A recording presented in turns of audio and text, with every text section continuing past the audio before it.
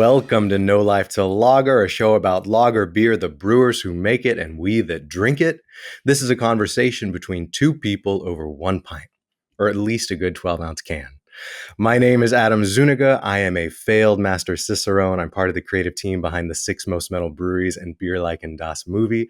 Today, my guest is Dusan Kwiatkowski, head brewer at Live Oak Brewing. That is in Austin, Texas. Hashtag keep Austin beard. Cheers and welcome, Dusan. Thank you, Adam. It's good to be on the show. Oh, thank you so very much for joining. A couple things before we begin. So first and foremost, condolences. I know you recently lost your dog. They are better than most of us. I still believe beer people are the best people and brewery dogs are the best dogs. So thank you for being with us during this time. We are grateful for it. Thank you. Thank you. And, I think I drop in maybe every other episode that I'm originally from Texas just to see who bites. Mm-hmm. And Lee Lord from Narragansett said you should definitely talk to Live Oak. Tom Mm-hmm. Beckman from Goldfinger said most definitely talk to Live Oak, who I know is a collaborator of yours. Mm-hmm. So the name keeps coming up. I left Texas an angry teenager, and I'm willing to bet today you can help me make my peace with it. But we will get to that, my friend. I think before we do, can you just speak to the beers in our hands? So I am drinking Live Oak, the Grodzickia. I think for simplicity, we will say the Grots on the can here. It's a 3% Polish style smoked lager. I think, okay, this won gold this year in the international Grodzickia competition hosted in Poland, followed by Goldfinger with silver. And it's amazing that 2 American breweries are winning top medals in Poland for commercially brewed Grodzickia. So if I have that correct, can you tell me a little bit more about this beer? Mm-hmm. Yeah, that's it's always great to win. But yeah, I've had Tommy's Groats, and it is amazing, and it kind of backs up the podium when the other ones are super solid as well. Yeah. Um, yeah, we I think they'd been trying to have the commercial example, especially as part of this competition, um, more recently because there's more breweries making the style. The Brovar Grodzic's team has been preaching Grods for the last few years, and yeah, we've been making this beer since 2014. We started putting it in cans a few years after we moved to this new facility, 2017 or 18 maybe. Nice. So it's kind of like winning that medal for kind of like our 10-year anniversary for making this style of beers is pretty special. And yeah, just we're getting malt from the brewery, and we're getting Polish hops, and we're just doing our best to make it as good as it is over there, as clean Yeah. and crispy, and it works. It's kind of it fits well in hot Texas, sort of being a low gravity, in an area that smoked meat is, smoky flavor is around, and having it in a crispy beer, it kind of Yeah. fits. So yeah, That's I'm not a sure. Sometimes I'm wanting to stake out some of these stores that, like, we make 20 barrels every 2 months, maybe 2.5, 3 months, depending on the time of year. But it's a pretty steady pace. There's some Grods drinkers out there that are making it so that we can keep, producing it. So that you've thanks been to doing them. it. Yeah. That you've been brewing it year round as part of your core lineup before it was cool to do so. If it is now cool to do so, I mean, that is really compelling. That you're racking up awards for it even more so. I've never had a Grodzickia before. I love it that it's come up multiple times on this show with you and with Tom at Goldfinger. To me, there's nothing really soft or imperceptible about the smoke in this beer. It's pronounced. I mean, it smells like a campfire. It's crying out for, like you said, being paired with barbecue or roasted meat. It's absolutely delicious, and at 3% alcohol, it's infinitely drinkable. When you say that you get the malt from the brewery there, are you, so I know you're on like a good 20 plus acres of oak grove. Are you actually smoking the malt yourself, or where are you sourcing it from? So we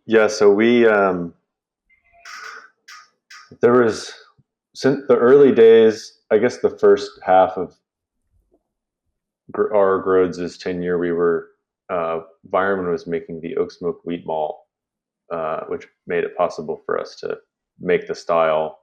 We had some friends in Chalk Brewing in Krebs, Oklahoma, that they had basically kind of lobbied Vireman to, I think, add the product, and they were responsible for actually bringing the yeast from the Polish homebrewers back to the States after, when the commercial brewery closed, and just like the homebrewers were basically just caretakers of this clean yeast for this Yeah, beer. And then in 20 it was like 2016 maybe, there was a craft brewers conference in Nashville, and we brought some cans of Grodes. I guess that was the first year we canned it, and then handed it off to a friend who gave it to a Polish beer blogger who, and then the Brovar Grodzisk team saw the blog and they reached out to us, and then we went to the brewery or no, that was 2017, and we went the next year in 2018 because the brewery had been reconditioned and reopened in 2016, and we didn't realize it until they reached out to us. And so we went over there and did a collaboration. And then we also drove south across the border to the Czech Republic, where they had been, all the pieces of the original brewery were refurbished except for the malt house, and a sort of a different can of worms. Malting, it was a little easier for them to just get started again by contracting it with a maltster in the Czech Republic that had a smoke box on the kiln still, old school style. So they were able to get oak wood and smoke the wheat malt. It's entirely wheat malt, and amazing. which is not a malt that they would normally smoke or kiln at all. So they would do a truckload, 25 tons, once or twice a year, depending. And the brewery would take 20 tons, 21 or something, and we would buy a couple tons every, year and a half or something to make this style. So the maltster in Bruntal, they smoke it and kiln the wheat, and we get it usually. Yeah, it's not quite every 2 years, a little more, slightly more frequently than that, but keeps us Yeah, stocked to have this. The one of the refounders of the Brovar Grodzisk is Zizek uh, has a background in malting, brewing science, specifically in malting. So he worked with the maltster to kind of recreate this smoked wheat malt as best they could. And then at the same trip in 2018, we also met a Polish hop grower, and took a couple of years for domestic distribution, but we can get the original hop for this beer, the Novo Tomiski or Tomiski, which is just like a noble, middle fruit adjacent Polish landrace hop that was almost extinct. And Pavel, the hop grower, was able to get it back from the seed bank hmm. and start growing it up. And it took him a couple years, but he keeps us stocked with Tomiski hops, and that's what we use just for this beer. Occasionally, Yeah. we'll make like a Polish Pils, maybe a couple times a year, and we'll use some Tomiski or some other Polish hops. So we've got always one and sometimes two Polish beers on tap. I guess just one more question to plug your brain about this. Historically, Grodziskie as a style, can it be an ale or a lager? Or has it always been lager yeast, always been lagered over time? It has been, and at the Brovar Grodzisk is a ale, a very clean, one of the cleanest fermenting ale yeasts I've ever tasted. Hmm. Um, and for us, we used this yeast for many years, but we were just brewing the beer too infrequently to kind of like sustain it. We're just like buying pitches and using it, and so we kind of, there was an in between where we were doing half of the fermentation with the ale and a little bit of the lager, and then we just kind of switched to brewing lager after kind of spending time with the Brevard Grudzis guys, and just, it's like it's about the malt and the hops, and the beer is intended to be very clean, and we Yeah. can achieve that with our lager yeast. And so for us, it's a lager, and they gave us the double thumbs up. So yeah, we're doing that. It just kind of fits for us. It makes it doable and like as the best that we can make it if we use the lager yeast. So All right, Dusan, before we get up to present day, we always like to talk about our brewers, get to know them as people, get to know them as humans on this show. Can you tell me a little bit about life before beer, if there was such a thing? Just some other jobs you've had, some other experiences in life, and ultimately what turned this passion into professional brewing for you? um, well, I've been working at Live Oak for 18 years. Before that, I was working for a small ad company in town, doing some graphic design and illustration. My I have a fine arts degree, and I've uh, always liked to draw and doodle, and I still do stuff, some projects and stuff on the side. I do some merch for Live Oak and some labels for our taproom only beers. Sort of the keeper of some of our branding, our like base original branding. Um, is a designer named David Campa and it's been the same for 28 years. Um, and yeah, so I before that, or to get, I was working for this company, looking for a full time job. I was working part time after graduating, and I had been home brewing with some buddies in college, um, making some very mediocre porters and stouts and stuff like that. And yeah, I was just like, okay, I need to get a full time job. So maybe I'll see if I can at least get another part time job, or if I can make it work and get something full time. So I bothered uh, Swifty Brian Peters over at Uncle Billy's, a brew pub that's now closed, but he actually founded Live Oak with Chip in '97, Wow. and he gave me um, the number for a guy who was next door to Live Oak, who was making root beer, and was like, I know this guy needs some help. He's making like lots of root beer. The root beer business is booming.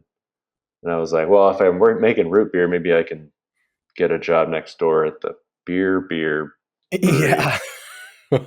And Live Oak had gotten on my radar.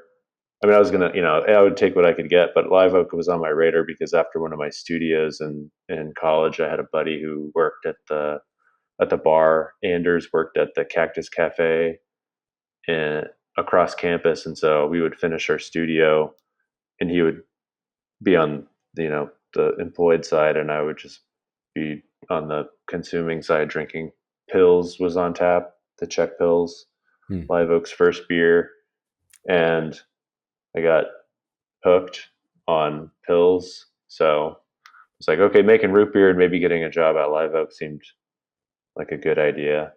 Nice. And the root beer guy was like, actually, I'm kind of good doing it myself, but I think Live Oak actually needs somebody to wash kegs. So I talked to Steve Anderson, who was the head brewer at the time, the first brew pub brewer in Austin at Waterloo Brewing, which closed 2001, I think. I guess they had like a 10-year run. Hmm. Um, and Steve hired me. I think Chip, who owns Live Oak, he didn't think he needed another brewer, but Steve hired me, and yeah, and then I started washing kegs, and I still work here. Yeah. Hell yeah. I mean, so what a history in Texas beer, and I want to talk more about that. And I love that some part of your story roots are in root beer, leading ultimately to beer. That's a nice touch. And Yeah, I mean, I never ended up actually doing any of yeah, the root beer stuff, but yeah. whatever you got to do.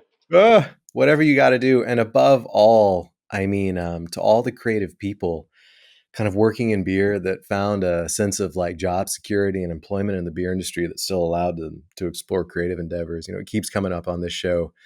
How many musicians have turned brewers, um, and that you have a background in creative art and design. And your doodle, incidentally, I can't wait to unleash it on the world with this episode because it's truly one of the best to date. But you know, here's to all the creative people in beer. And whenever I put the word out to a brewery, like if you can make a doodle for this episode, grateful for it. I just know, you know, if not the brewer themselves, there's going to be someone behind the bar or front of house that's an artist behind the scenes that can do like a back of the napkin sketch or on the back of a bar coaster, and it's just going to be extraordinary. So thank you for that. Yeah, I mean, yeah, the doodle was like, okay. I mean, I was like, oh, I'll just do this real quick, weeks ago. And then, of course, it's like in true art school procrastination. I was like, shit, I got to do this morning. So, Yeah, yeah. Sometimes that's the best way. So yeah, no, it's a sort of a procrastination can be a pretty helpful tool yeah. Procrastination can be sometimes. potent. And I'll say again, here's to all the creative people in beer out there. And getting to know Live Oak, because you mentioned some of the well, the name Chip McElroy came up a couple times, and I know Live Oak has been around since 1997. Can you just tell us a little bit more about Chip and the founding of the brewery, the vision and the mission originally behind it? I know you're 28 years young as of this April, basically. So happy 28 years and running. To you, to Chip, to Live Oak. Again, that is a history in beer and a history in Texas beer. So just tell us a little bit more about Chip and the brewery itself. Yeah, we have a few shirts that are that say like since '97, and there's still. I mean, Austin's grown a lot in the last couple of years, and sometimes people see the '97, they're like, since 1997. Yeah. It's like, yeah. Um, yeah, so Chip and Brian founded Live Oak, and basically on Czech pills. They both wanted uh, some European style, full malt flavor, full like bitter, you know, just infinitely drinkable Czech pale lager. So Mm, um, they brewed the pills, and I think the first beer it was pills and pale ale. I mean, it's like Sierra Nevada Pale Ale was like booming. It yeah. was a new thing in craft, or I mean, not brand new in '97, but proven concept. And then a Märzen, Mm, which got renamed and reduced, and became like an amber lager. And then the Oktoberfest, was kind of became the Märzen, and it became seasonal. But the brewery, yeah, was founded on Czech pills, and a couple years in, we made Hefeweizen, and that kind of didn't do well for a while, but enough to keep doing it, and then it eventually grew. Um, so we make a lot of Hefeweizen, and but it was kind of like Hefeweizen, Czech Pils, and then the Amber Lager, Vienna style Amber Lager. Those are the three kind of main beers for a long time. There was Liberation IPA, a pretty kind of Cascade Columbus classic American IPA, Mhm. bitter, a little bit of crystal malt that had a long standing run, um, kind of until we moved over here, and then we kind of just focused more on the Hefeweizen and the lagers. Yeah. Um, it's been a while. So, you move. So you're now like directly. You're like due southeast of downtown Austin, correct? Yes, Um, yeah, we're like sitting. across 71 from the airport. The Yeah. airplanes fly over the property. Nice. I'm sure we'll hear it at some point. But If you're outside, yeah, they you have to pause your conversation. yeah.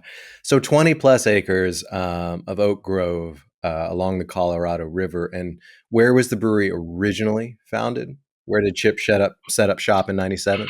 Originally, it was on East Fifth Street, kind of an old, kind of like one story industrial side of East Austin.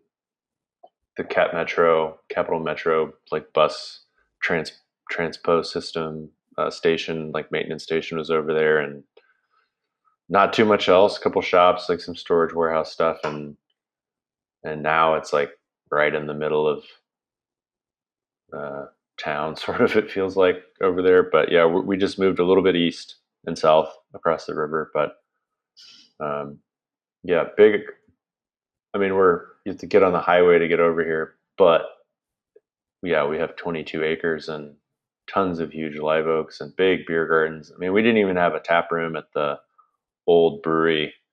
And like Google, when like Google Maps was a thing, Mm, uh, we were listed as brew pub, and we'd be like brewing on Friday and like mucking out and rolling tubs out, and people would be like walking into the brewery and walking up to the keg box, and we're like drenched in sweat, and we're like, sorry, we're closed, or we're like, we're not even open, like we don't open to the public. We only did like tours every other weekend or something at that time, and we'd have to like turn people away, even though yeah. sometimes they like walked over here from the bus stop. And but sometimes we'd be slow and we'd be like, all right, try the beer. So it was a bit of a roll of the dice, but we went from not having any kind of public facing anything to a tap room in 2015. And then then we put in a disc golf course, and then we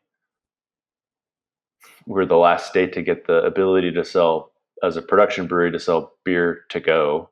So we started making kind of more different one-off batches for the tap room and being able to sell them to go. And so yeah, the tap room business is a bigger piece of the brewery than it used to be. Yeah. Was Texas truly the last state to Yeah. grant the law and get the right to do that? Um, so we have to talk about Texas for a moment. Maybe you can take me back because it's a big player in this story. But I mean it. I say, I left an angry teenager, kind of the end of the '90s, early 2000s. Austin was always considered the coolest part of Texas. So the understanding was, I grew up in Dallas, Fort Worth. So if you're going to leave, but not leave the state, go to Austin. I ended up leaving the state altogether, but maybe I wouldn't have, and maybe I wouldn't have been quite so angry if I'd known about the craft beer scene at the time, which I wasn't aware of. And it's interesting because from there I've lived all over. Um, I discovered beer in Germany, studying abroad in college, and it actually was Hefeweizen. That was kind of that first moment, that first epiphany of I've never had this before. I've never had Mm-hmm. beer before. It's a completely different experience. Um, but all that said, can you tell me a little bit about how the Texas beer scene has grown in recent years? And how Austin in particular might have changed. I live now outside of San Francisco, which is kind of ground zero for tech culture, kind of taking over a place that was once considered, of course, cool and artistic and bohemian. And then, it kind of drives up costs and at the same time drives that out. And I know, Austin is seeing an influx of tech Hmm. companies and culture as well. But maybe it's still kind of true to what I remember. So tell me a little bit about the Texas beer scene and specifically Austin in recent years. How has it grown? How has it changed? Hmm. Um, I think the biggest, when let's see, it was 20, it was around that same, in 2019 when we were able to sell beer, like we could sell pints of beer, but then when we were able to sell like beer to take away, it was also like a bit of a little more of a homogenizing of the two licenses in Texas. There's like the manufacturing production brewery and the brew pub. And then brew pubs were also able to do more distribution. And so it made it enabled brew pubs to be able to, you know, get some growth volume with, uh, bars and restaurants around town. Hmm. So there's a lot of, in the last like 10 years, a lot of capacity for the production breweries. A lot of new big breweries that can make 20,000 barrels a year, and also a lot of pubs, and a lot of pubs in, you know kind of in the outskirts, in neighborhoods, um, and some are just, they don't do distro, they just do on site, on premise only. But I mean, yeah, it's grown a lot, and I think one thing that Texas has always, or Austin has always been, Greater Austin, we've always had a lot of lager, a lot of pills. Um, our local beer rag, um, they're sort of partially retired. They do like one annual event now, and the rag isn't anymore. But Austin Beer Guide, I think we just had last month our 11th Lager Jam event, which is, um, there's beer that comes from most of the state. I think right now it's like kind of limited to the faucet count because there's like, there's so many breweries. Not all of them are represented, but it's 30 lagers Whoa. from, I guess it's a little bit of an invitational, but celebration of lager beer, and we've done 11, and we missed a year, so that's been a long standing. We've always, in the last, 10, 15 years, really embraced lager. I know it's like spreading elsewhere pretty rapidly as well, but yeah, we've always been Lager City, Pilsner capital USA, some I mean, say.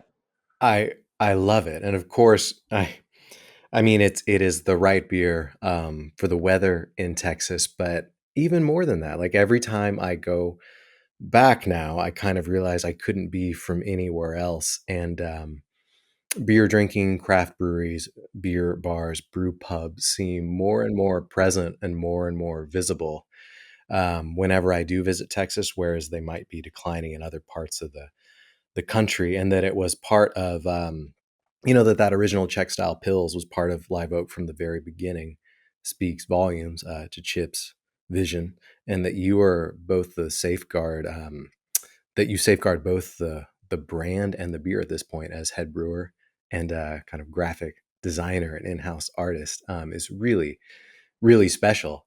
And just talking about Austin, It's nice to do both. It's yeah, nice to have a little bit of both. I And bet. I also, a little bit, maybe 4 hours every other week in the growing season, I get to mow the disc golf course, and so there's, yeah, Yeah. keeps it interesting. No, and I want to talk about disc golf as well.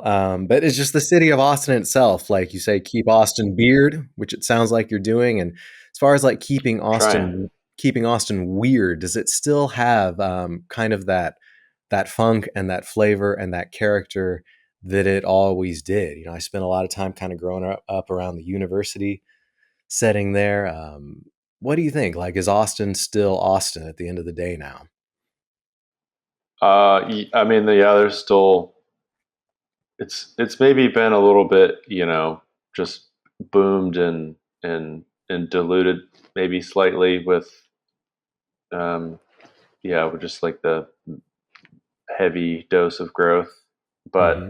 there's still some really weird little pockets that if you know where to look, it's you can still find it. But the average of weird is it could be weirder, but it's still people are still trying.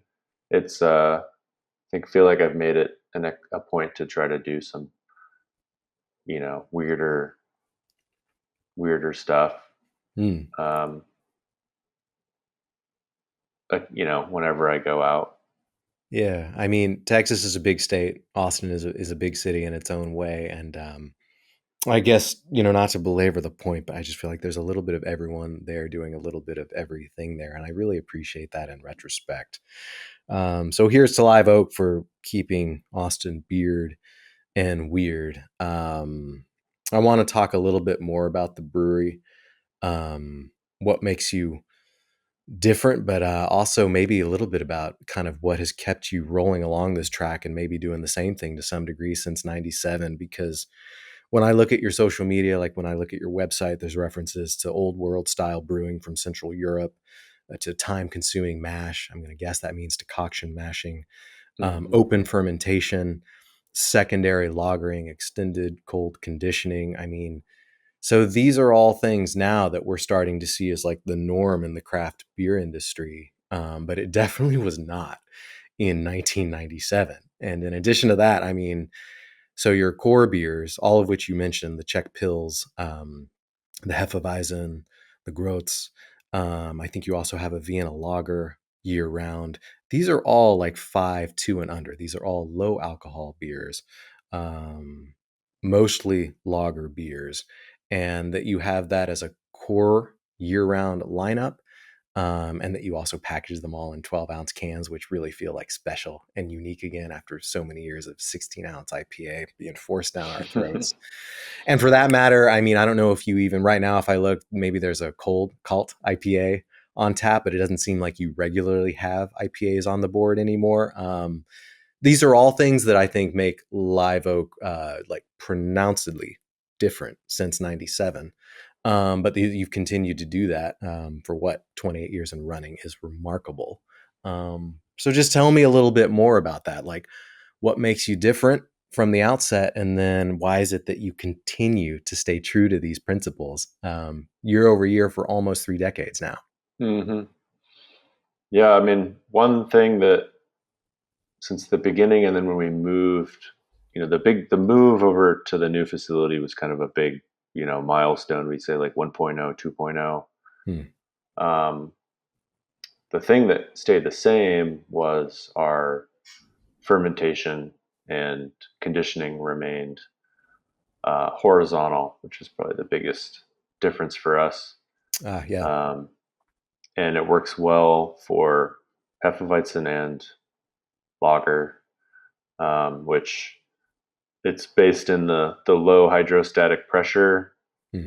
For Hefeweizen, it's also like the shallow bed, so with like the vigorous ale fermentation that doesn't like scrub a lot of the aromatics out of the beer, we're Hmm. able to retain them, and like some of the fermentation byproducts like sulfur, they can just kind of work themselves out. But we were for Hefeweizen specifically, it's hard to reuse that yeast over and over again. But with the fermentation luxury that it has pressure wise, and we're able to get a lot of generations out of our Hefeweizen yeast. So we basically do 10-ish plus or minus alongside the lagers, which is also about 10-ish, sometimes more generations, and the hydrostatic pressure with the lager fermentation, and then the really generous surface area for the bottom fermenting uh, yeast is it works really good, really happy, really clean fermentations that just accentuate the malt and hops. So our um, yeah our equipment, our fermentation and conditioning dimensions definitely a big factor. And for our production schedule with the horizontal tanks, they're you know they're uh, they're we have like one that's like pretty open, but they're kind of like open simulating. There are a lot. They're all yeah, all the fermenters are old dairy tanks that don't Ah, hold nice. pressure. So we ferment, and then when the beer is done, we turn the temperature down a little bit, and then a day or two or three later, we'll move it to a conditioning tank, and we harvest manually with a food grade hoe into some brinks that we weigh, and then we pitch usually the next day um, to just keep the life cycle as ideal for the yeast as possible, and that also helps our long standing ability to get lots of happy generations out of our yeast. Nice.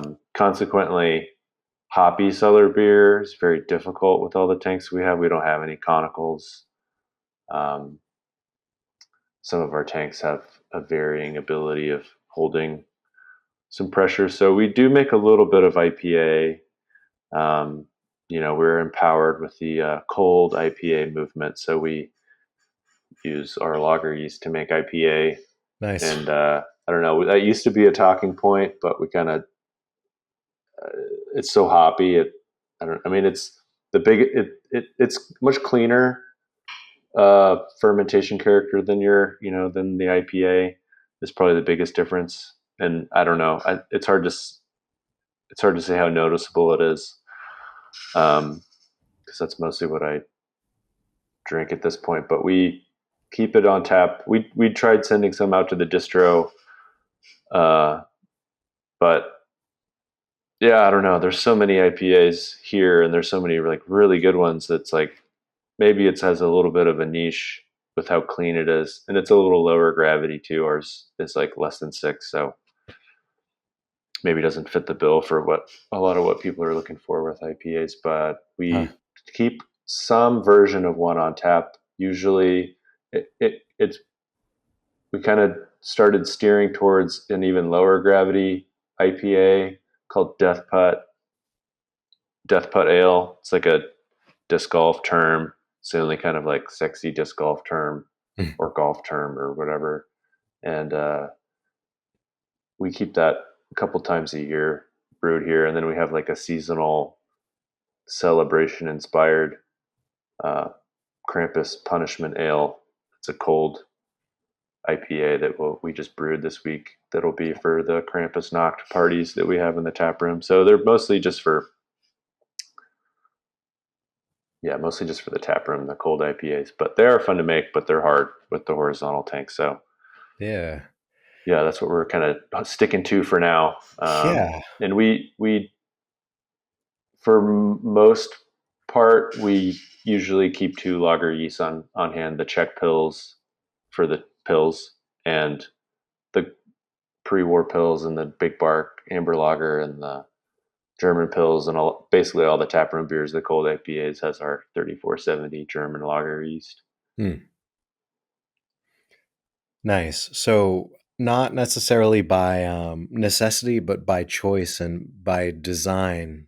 So you're saying first and foremost, like horizontal lagering, it's not just that it looks cool. It's not just that the tanks are nostalgic. Less hydrostatic pressure on the beer from the top down in those tanks.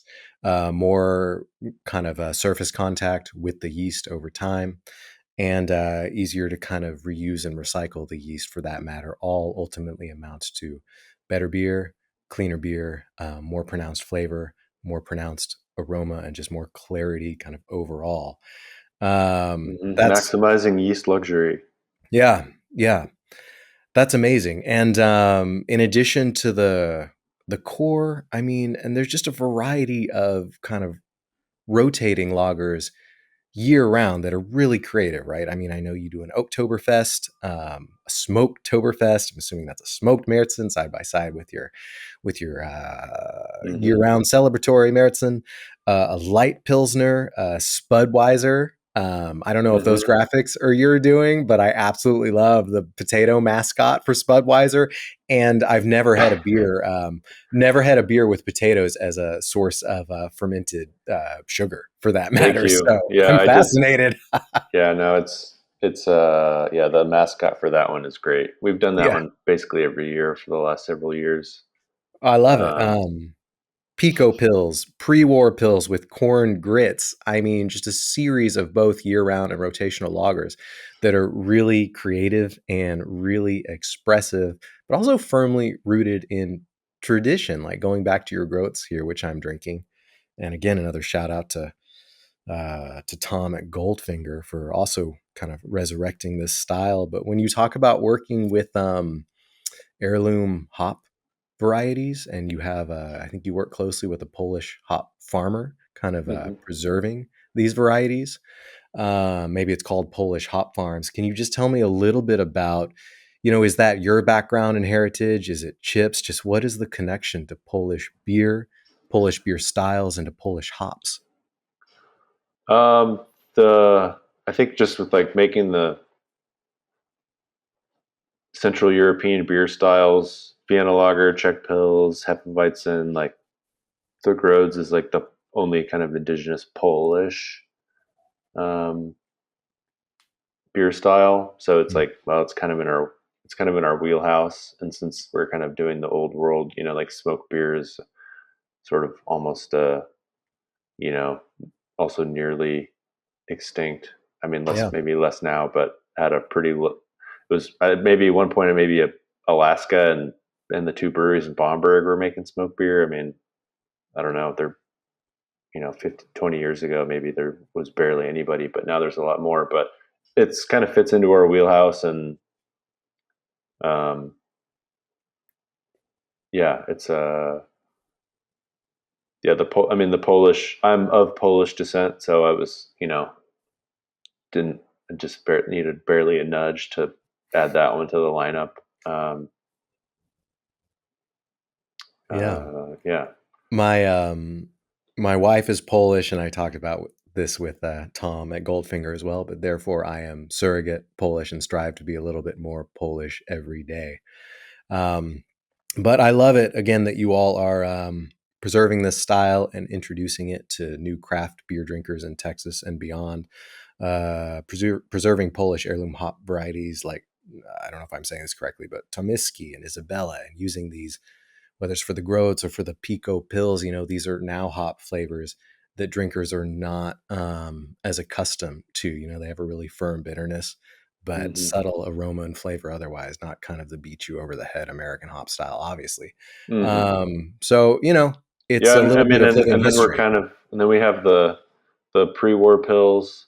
That Hmm. one's like, you know, the former brew master for Molson Coors, Greg Casey, came out with these like really awesome papers, and I think a book, and maybe another part of the book, um, just talking about American lager beer history at the end of the like mid 1800s, early 1900s, and the pre-war pills that we've been making is like just rooted in that uh, German brewing. It's from a recipe from like 1912 that we got from a Lost Loggers Logger Society in DC. That one of the members, their great grandparent, worked at a couple breweries around that time in 1900s, early 1900 to 1912, or maybe slightly before that, and using this. It was, I think we kind of got the credit for it, but it was German brewers that helped us get the adjunct brewing up to speed, which just took off. Yeah. Corn and barley, shelf stable, clear, bright, crispy beer just was. I think they were doing it maybe 5 years, and then over in Germany, and then and using other different types of adjuncts, but corn. I think they're using a lot of rice and maybe some potatoes and beet sugars and stuff. But corn Ooh. was super available over here, so that's why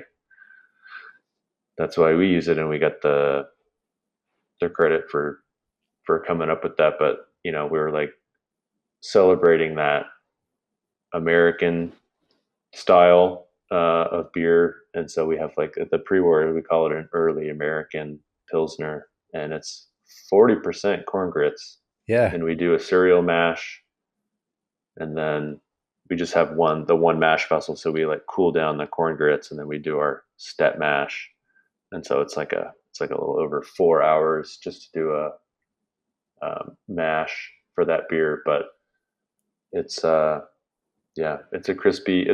It's 5%, but I mean, you can drink it in like, yeah, quickly. It's a good, Wow. yeah. So we're kind of balancing out the European styles with our own early American style of beer, which is Yeah. global now. Yeah. And thank you for sharing all of these. And a recurring theme on the show, maybe with every brewery that's been on here, whether we're talking about corn, whether we're talking about rice, is that adjuncts don't Yeah, necessarily have to potatoes. potatoes, beets. I've never had beer fermented from beet sugar. That's interesting. Haven't either. I don't think, I guess but it's in the textbook, so I know yeah, they're doing it. just the point is, that adjuncts don't necessarily have to be a sign of weak beer, of shitty beer, of diluted beer. Yeah, Um, no.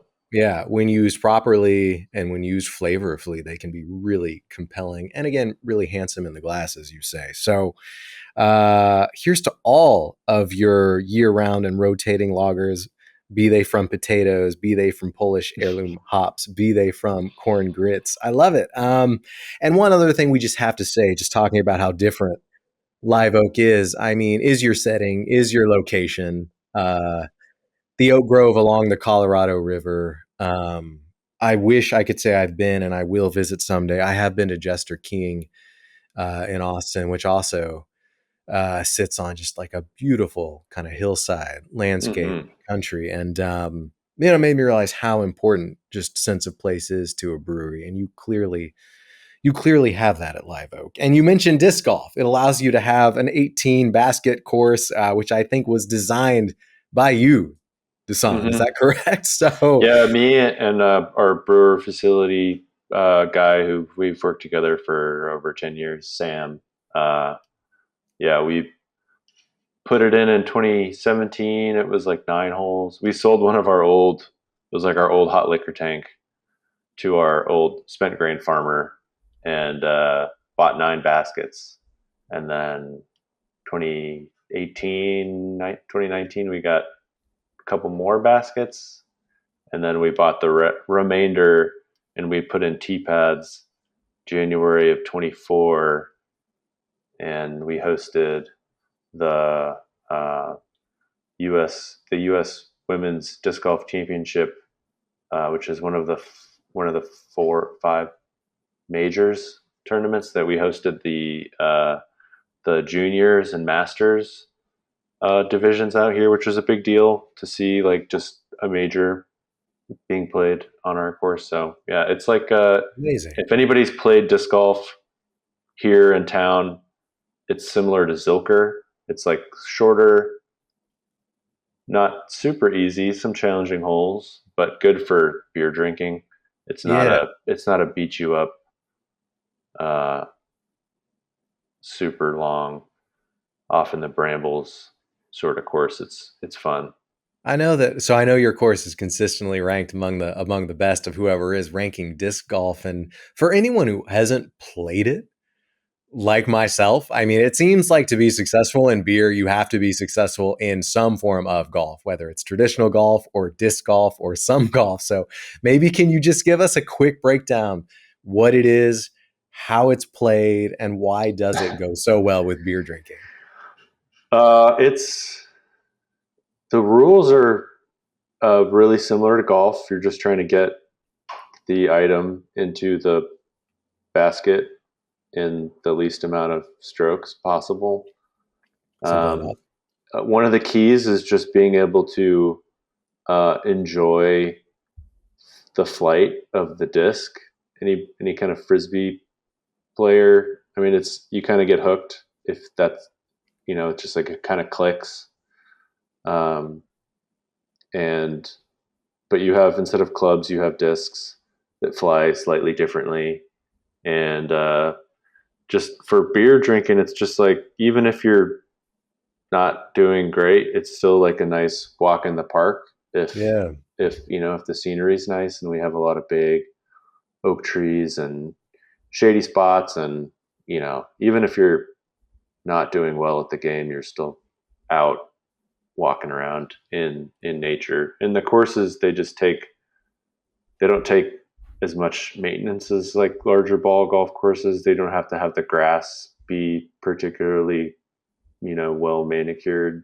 Mhm. So it's just kind of a low impact course install sport. So um, yeah, it fits for us. I mean, we had to mow the lawn anyway, so Yeah. might as well have a fun activity that we can do. And we also, like, we do put lights on the baskets, and we have glow plastic disc golf discs, and have tournaments at night when we're either trying to beat the heat in the summer, or when the daylight changes in the wintertime and you get off work and you can't play golf Yeah. because it's dark. Yeah. You just get your UV light and charge up your discs, and then it's just throwing frisbee in the park. And that's what Knocktoberfest is. So I've seen this is kind of this is the backdrop of a lot of the brewery festivals you host and some of the events you have, like Oktoberfest, like Knocktoberfest. I think you have a Rauchfest, Rauchbeer Fest, Mm-hmm. and disc golf is an extension of that, or like a direct component of it, right? So Knocktoberfest is, the idea is everyone's going out and drinking your Oktoberfest and playing like disc golf with glow in the dark frisbees essentially at night, right? Which sounds like a good time to me. Yep. Yep. I Yeah. mean, it's just, normal fest party during the day, and then it's just something that we could do with what we have, doing glow Yeah. disc at night. So yeah, we have, it's like, that was part of like the Knocked Golf series, which is just like our night golf, we're starting to do more of those. Like about once a month we do one. We're doing one for the Krampus Punishment Ale release. And yeah, we'll probably do one for the Rockfest too. But Awesome. yeah. Yeah. Exceptional. And I think one last question before we just move on to a series that I like to ask everyone before the end of each episode. But because you are kind of the steward of the brand at Live Oak, it's worth asking. I do see a lot of '90s throwback in your style, in the branding, in the beers, in the social media. Um, I mean, references, of course, to like King of the Hill and Beavis and Butthead, because Mike Judge lived and worked and was inspired by Texas. And, you make a Weizenbach called Primus, like, so I'm guessing this is no accident. And, maybe everyone thinks that the decade that they grew up in or became aware in was the greatest decade. And in my case, that is definitely the '90s. And I've longed for it ever since in retrospect. But can you just tell me a little bit about that? Does it influence your style, your design, or the '90s, an inspiration for the brewery since you were founded since 1997? Yeah, I mean, I think so. Yeah, the '90s are sweet. I mean, Mike, he's in charge of our social media, and he's 40 something. Hmm. He's a child of the '90s. So I mean, it definitely comes across for him too, and me. And yeah, the breweries from the '90s, and the '90s are back. And um, yeah, the '90s were fun. Yeah, the '90s were fun, which I don't know if we can really say about any of the 2000s to date. So, yeah, they're back. Maybe they never went away. But it's part of what makes Live Oak both like kind of relevant and topical in the moment now, but also so kind of nostalgic and appealing for me, and I'm guessing for many of your fans and loyalists and drinkers there in Austin. So, yeah, yeah, dream of the Yeah, '90s maybe is we should still double down on that more. Since we're alive. yeah, since we're Yeah. old. Yeah, yeah, forever young, but we're all growing older. Well, let's do this. I just want to take a moment for a few more questions, just that I like to ask everyone, and everyone kind of has a different perspective just based on where they're based, where the brewery is.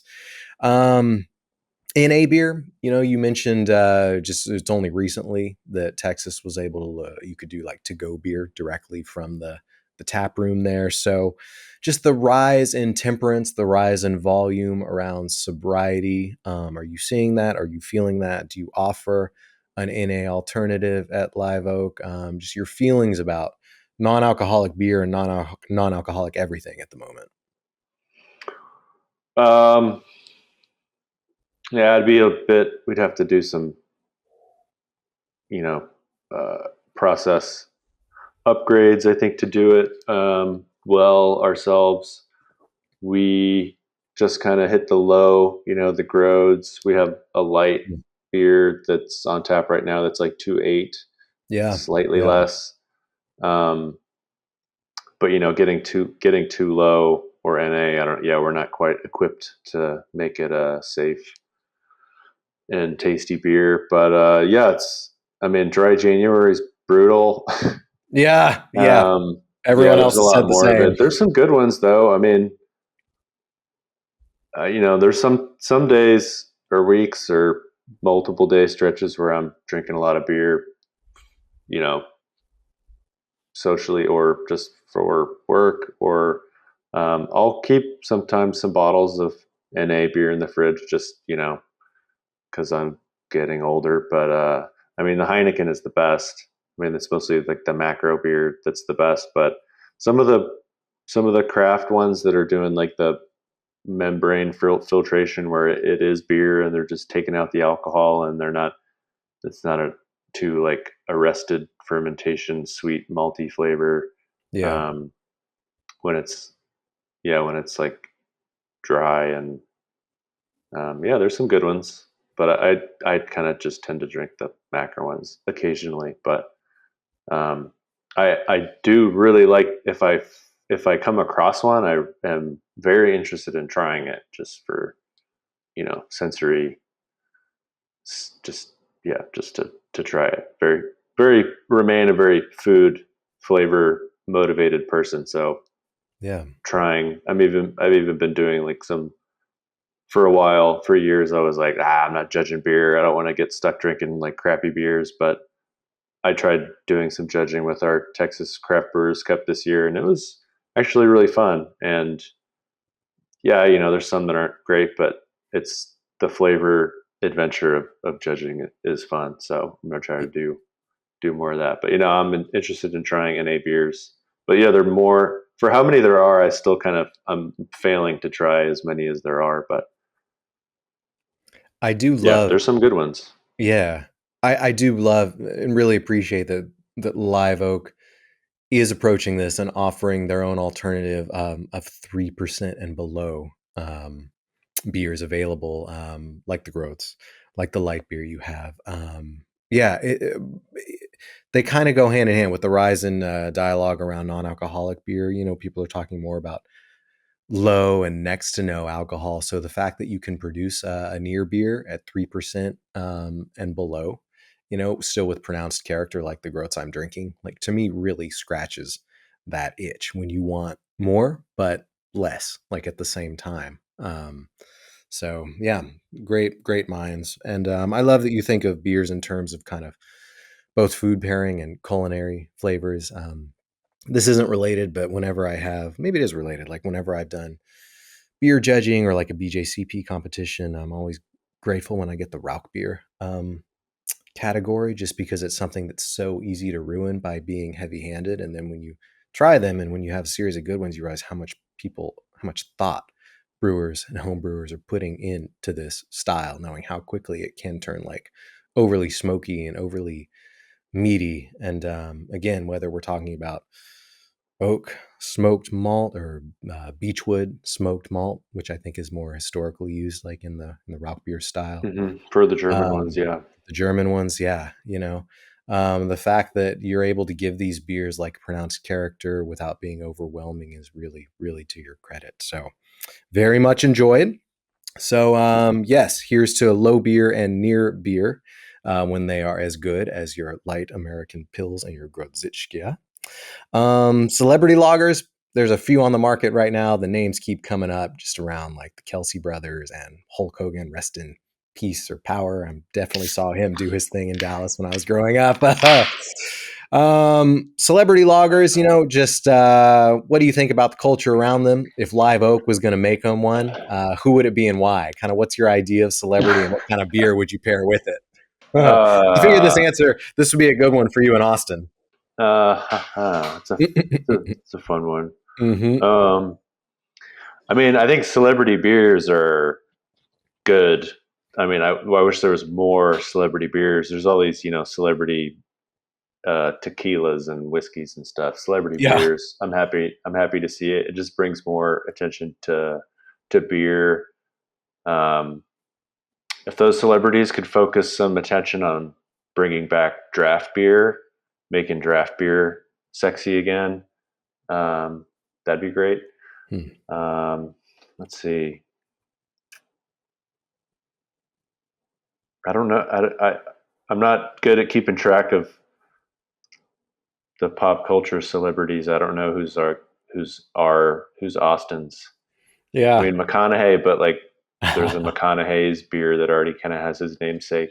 I don't think it's his beer, but Oh, or and I'm there's pretty sure it's not. But and there's so many plays on Dazed and Confused out there in the beer world. You're right. yeah, I'm struggling to just think of a local Oh celebrity yeah. that would be the kind of caliber to have a beer. Yeah. No need. No need for a name. I do. Well, again, I love the call to celebrities to endorse draft beer because we know draft is struggling across the board nationally in the on-premise now. So, yeah, getting a meaningful and impactful celebrity relationship going with beer that endorses kind of going out to the bar and actually having it on tap. Yeah, that could be really interesting. Yeah, there's better margin Yep. celebrities. There you go. There you go. Well, let's see. I think Charlie Sheen is coming out with his own NA beer, so who knows? Maybe he will relapse. Wishing you well, Charlie, but maybe he'll relapse and want to do the real thing. We'll see. Okay, decoction mashing. We addressed this for a moment. I don't know if that's part of what's cited in kind of your old world, old school style labor intensive mashing techniques. Hmm. But Yeah, definitely a part of the. It's part of, yeah, double decoction in the Czech pills for just building that Maillarded uh, malt flavor into the beer so that you can have it be balanced against the hops, the bitter forward uh, hop forward beer. But it's necessary, and we import our Czech malt. We bring in 20-foot containers and dump it out into our silos mm, to. It's the base pills malt for all the beers, but we bring that malt in specifically for the Czech pills, yeah, and it's Czech hops. It's yeah, we're trying to duplicate uh, the original beer over here. So yes, nice. decoction mashing is the our cooker is uh, it makes beautiful wort, and we don't have a decoction vessel. We send it back and forth between our mash kettle and ladder ton, but um, yeah, it does a great job. Yeah. Yeah. Hell yeah. So a resounding yes to decoction mashing and in the ongoing debate to decoct or not. I hear you when you're saying that we're doing our best to recreate the original thing. And if this is how they originally created it, that's why we do it. Yeah. Yeah. Okay. Dusan, is there anything else you want to say just on behalf of yourself, on behalf of Live Oak? And what do you tell beer drinkers out there, whether they're approaching their first round at 21, approaching their last round at 101? Just what do you want to say to the beer drinkers out there in Austin and beyond? Beer is good for you.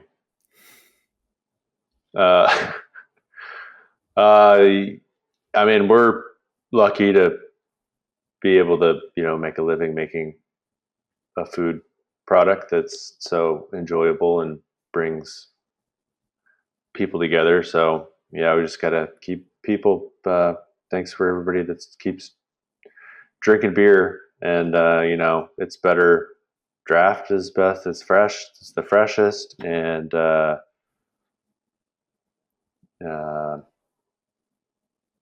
yeah, uh, Yeah. Beer is good for you. I will drink to that right now. yeah. It does a body good Mm, in moderation. yeah. Yeah. Drink Moderation. responsibly. Drink responsibly. Also, good advice. Moderation in all things is key. But you're right. Beer is good for you. High quality beer. It is a high quality food stuff. I'm sick of going to the doctor and having beer treated like cigarettes. Like if you drink a single beer, Yeah, you're risking your life. So I think that's part of why I asked the NA question, and just the dialogue around beer and drinking right now, I think needs to be uplifted and changed on several levels. But medical yeah. I mean, professionals you are can't picking eat it up. Big Macs and French fries every day, and then drink the beer, and then you know Yeah, that's all part blame of the it, right? beer. Exactly. If you're drinking fast food, if you're drinking soda, it doesn't matter if you're drinking less beer, and you can't blame the beer you drink as a result. So, yeah, here's to beer. Here's to good beer. Here's to good beer for a good cause, doing good things for you. So, um, Dusan, thank you so very much. You're part of a great and growing community. And like I said, the name Like Vote keeps coming up, whether it's from Lee Lord at Narragansett, Tom at Really. Goldfinger, your brother in Grodzickia. Another shout out to Kevin Davey for the cold IPA style. And Mm-hmm. it's just such a pleasure to sit and talk with you and pick your brain for a moment. So, if you like what you're hearing, I will say take me back to Texas and get me on the disc golf course. Help us hit the road and make a better kind of beer show. So until we get there, I will say good night and good lager. And to you, Dusan, to you, Live Oak, thank you so very much. Cheers. Thanks for having me, Adam. Thanks for making a lager podcast. Yeah, more to come.